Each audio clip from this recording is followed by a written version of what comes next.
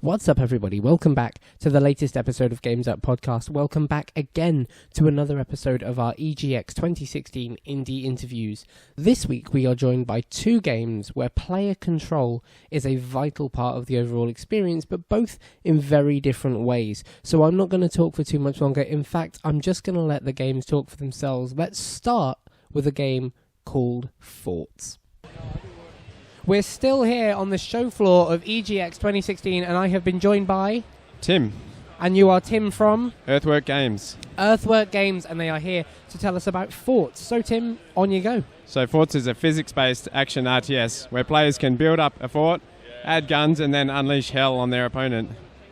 So I just sat down and had a very short demo of Forts, to be fair, and I found it really, really interesting. I try and capture at least one RTS for Lawrence. Lawrence, you'll be happy to know they're still alive and well. But something that really interested me about Forts is how customizable it is, how much the actual sort of scale of the battle and the way it plays out is in the control of the player's hands. So tell me a little bit about how you designed for that. Yeah, so we're basically trying to allow players to customize their fort to their own desire. They can choose from a number of different strategies. They can race ahead to get the big guns and focus less attention on their structure. So they might get a few early shots off and destroy their opponent, but if they take a few early shots as well, they'll come crashing down. So you can alternatively spend more time developing your economy, adding more armor, sandbags and defensive items to withstand a few shots first, and then build up your technology later on. So would you say it's very open to different style of RTS players? I think so, yeah. I mean, you can design your fort how you like. There's 10 different kinds of weapons. There's up to 8 players online. So if you want to play by yourself against another opponent, that's fine. Or you want to team up with some friends, you can play that way. And there's also a single-player campaign with 28 missions. Great. So how long have you been working on Forts for? Well, I had the idea in 2003 after I was playing some Bridge Builder. Excuse me. No, not at all. So, yeah, I was just thinking about, well, what can you do with this physics model, which was quite fun. And I thought, well, let's just add some guns and see what happens. And, what can't be improved by adding guns? So I went for a few years like that in my spare time, dropped it for a little while, and then we picked it up again about 4 years ago. And Nick's joined me to help with the artwork. And we've got Jeff Van Dyke helping with music and sound. So it's been a long project, but we're happy to see it come to fruition, and we're aiming to release early next year. Excellent. So my question to you, my sort of big difficult question for you is, you told me that you came up with this game in 2003, which is 13 years ago. Yeah. Has it changed at all? Like, is it still what you envisioned back then? Not really, not in essence. So I remember drawing a little picture of these boxes with crosses through them, and then a little, stick figure gun on the top, and that's essentially what you see today. I mean, it looks a bit better, but you can still make boxes like that and shoot weapons. The initial theme was a medieval kind of setting. Oh, right, okay. But when Nick came on, he suggested moving to a more science fiction setting, so we had a bit more flexibility with the weapons, and so we've got things like lasers and laser-guided missiles and cannons, so it's a bit more powerful. We've gone for a more kind of intense feel. Instead of having these floaty projectiles, it's more like bam, and you see the whole fort come crashing down, and we're not really pulling any punches in that respect. So you're really hoping for quite visceral combat then? Yes, exactly. Yep. Excellent. So this is like a very pure vision of what you came up with 13 years ago. That's really quite impressive. Oh, thank you. Yeah. So I hate to make assumptions, but I'm going to assume from your accent that you are not local to Birmingham. No, I'm an Australian. My colleague Nick is British, okay, however, and Jeff's Canadian. So we've got quite a multicultural team here. So you told me just before this interview that you were based in Brisbane. Yes. So you guys have come a really long way to show this game off then. That's right. Has it been a good, worth it journey for you? Absolutely. This show's fantastic, and we've had such great feedback from everyone. We've got a lot of people of all ages and genders playing the game and really loving it. So we're really looking forward to getting it into people's hands. I was going to say, all your stations are packed out right now and people seem to be enjoying what they're playing. So that's a good sign. For sure. And we've got a beta coming up in November, so if people want to go to our website, which is earthworkgames.com, we'll soon have a link to register for the beta. Excellent. What will the beta be on? This is for Windows PC and distributed through Steam. And what platforms do you hope the game will launch on? So we're just focusing on Windows for now. All of our attention is on that. I'm the only programmer, so don't have the ability to try it for console or anything just yet. But we'll see what happens after we've launched Windows. Okay, great. So if you were wondering, that was Earthwork Games who were talking to us about Forts, the physics-based RTS game.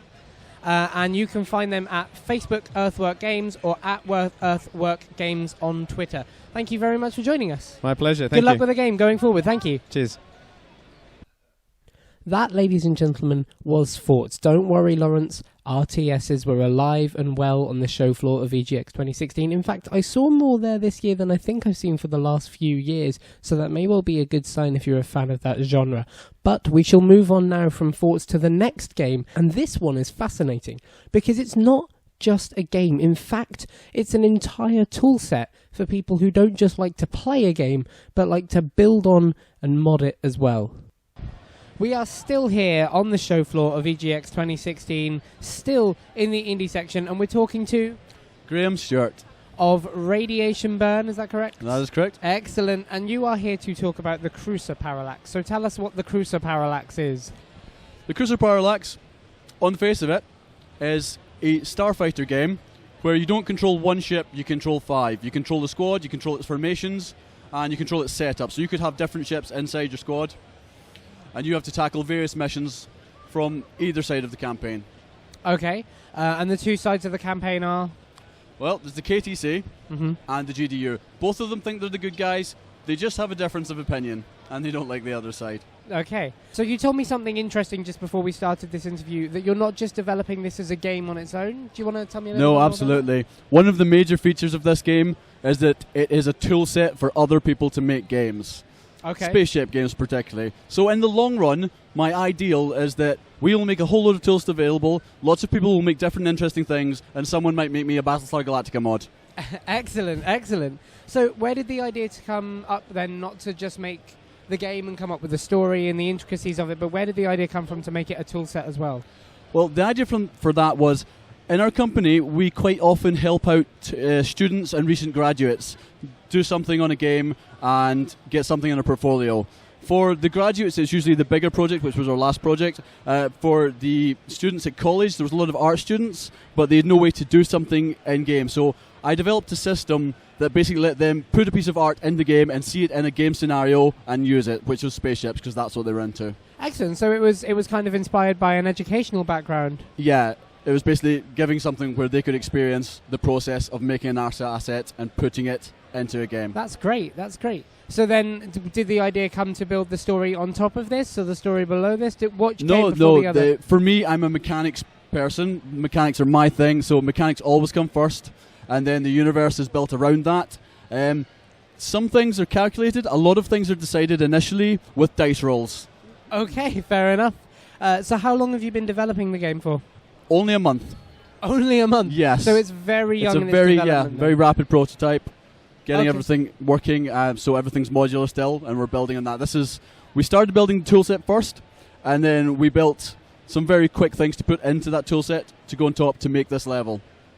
So is it quite weird having a game that's so young in its development, but having it here on a public show floor? Yeah, it's a bit unusual. Our other one isn't a lot older, but this one in particular, we wouldn't normally have shown it at this stage. Obviously, it's perfectly playable. People love it, but it was a bit of a risk. We didn't know whether we were going to get it here or not. We couldn't commit until less than a month, obviously. It was a couple of weeks before we came down here. We said, yes, we can definitely bring it. Right. We didn't know until that late. So the other interesting thing about it is that you're demoing it here on the show floor without a controller, but with instead a flight stick. It's the only flight stick I've seen on the show floor and I approached it in the ridiculous way of assuming I'd be quite good at it by just picking it up. Have you had much kind of feedback on how people prefer to play the game? Obviously, it's still all sorts. Some people come over and play it just because of the flight stick. Right. We got the flight stick here because we thought it'd be funny, because a lot of people wouldn't know how to use the joystick, especially the younger generation. But it turns out a lot of them naturally pick it up and are very good with it. They also add their own sound effects, which is good. Excellent. So what kind of thing should we look for the Krucer Parallax to do in the future? Well, that entirely depends on what other people want to create for it. We want to make things, and we want to be as surprised as you will be at what people create, because the community out there, the modding community especially, they make weird and wonderful things, and I want to see everything. Excellent. Okay, well, in that case, when should we look out for the Krucer Parallax? What's the next date or thing you've got your site set we on? put it on Greenlight at the moment. Okay. Again, earlier than we would normally, but we want to make it available very soon with the initial tool set, and it'll make it very, very cheap at that point, maybe 50 pence or £1, so that people who get in early, they have more say over how the game develops and what tools they want. So you're really, really going after a community focus for this game, it seems like. Yeah, like I said, I would like people to make really cool things that they want, because I know there are a lot of people who don't have a full skill set on how to make a game from scratch, but they want their own thing in terms of a space fighting game. Some people like the old X-Wing games, some people like the newer type of games, and we say, yeah, you make what you want, surprise us, share it with the community. Great, so I guess you must be really looking forward to seeing like what the first few things are that pop up from the game. Oh yeah, I'm trying to imagine all the daft things that people might do, like create one which has birds in control instead of planes. Or balloons, it could be anything. So where is Radiation Burn based? Oh, in Middlesbrough. In Middlesbrough, okay, so you haven't come too far then? No, about 2.5 hours. Good, and have you had a good EGX? Oh yes, yeah, very, Excellent, very good. Well, we wish you all the best of the game. We look forward to seeing it in a longer development period and seeing what people do with it, and thanks for coming on. Cheers. Great, thank you very much.